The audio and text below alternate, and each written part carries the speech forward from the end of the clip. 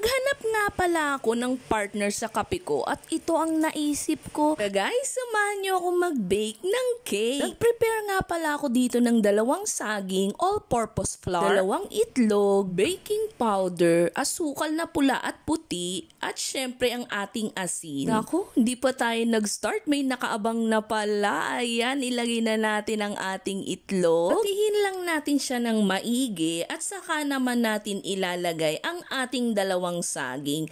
Mabubulok na kasi yung 2 saging, kaya ayan, ginawa ko na lang siyang tinapa. Alam nyo ba, para sa kaalaman po ng lahat, ang overripe banana ay yun ay pinakamasustansya sa lahat. Yes guys, tama ang inyong narinig. Kung kailan pabulok na ang saging, dun siya mas masustansya. Kaya ang saging ay napakatamis niya pag tipong pabulok na. Pansin nyo din ba? At ayan nga, inilagay ko na ang 2 saging at dinurog-durog ko ito at saka ko naman inilagay ang asukal. Half cup lang pala ng brown sugar at half cup din ng white sugar. Ayoko kasi ng masyadong matamis sa banana cake guys, kaya half cup lang ng brown, half cup din ng white. Ayan, half cup din nga pala ng milk. O diba, i-mix natin to ng maigi para mas masarap. Nilagyan ko na nga rin pala yan ng pinch ng asin. Konti lang guys ha, pampalasa lang ba? Di paglagay ko ng baking powder, hindi na rin pala nakita. At ayan, nilagay ko na rin ang ating all-purpose flour. Mas maigi na rin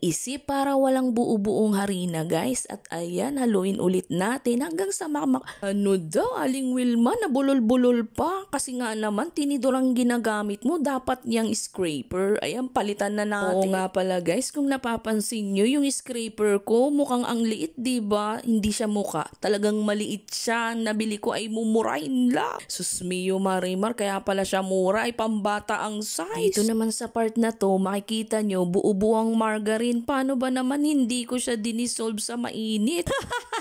Paano kasi guys, konti na lang yung margarine, kaya ang ginawa ko, nilagyan ko na lang ng cooking oil. Pwede na yun guys, lalo na kung wala tayong butter, cooking oil lang, pwedeng-pwede na. O ayan, patuloy lang tayo sa pagmimix ha, hanggang sa makuha na natin ang consistency na gusto natin. Ay, teka, parang ngayon ko lang pala siya nilagyan ng asin. Ano ba yan? Akala ko kanina nilagyan na.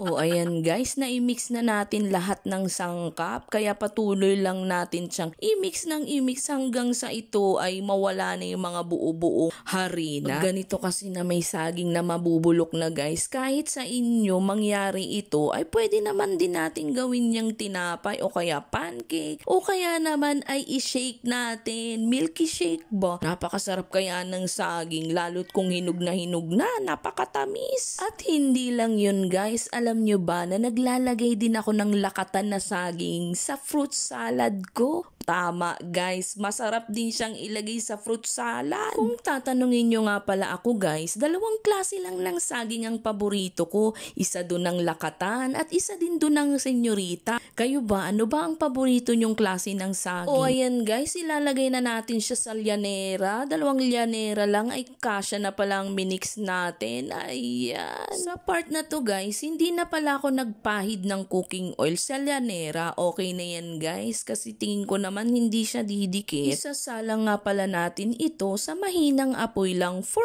30 minutes. Ayan, pagkatapos nyan, isalang na natin ha. Pero syempre, pagkatapos nyan, itap-tap muna natin siya. Huwag nyong kakalimutan para matanggal ang hangin. Tara, isalang na natin dito sa mainit na tubig. Uulitin ko guys, mahinang apoy lang ha, kasi hindi maluluto ang gitna nyan, hindi masarap. After 30 minutes, ang bilis naman ng 30 minutos, ayan, luto na. At syempre, dapat nating i-check yan gamit ang ating stick. Ching!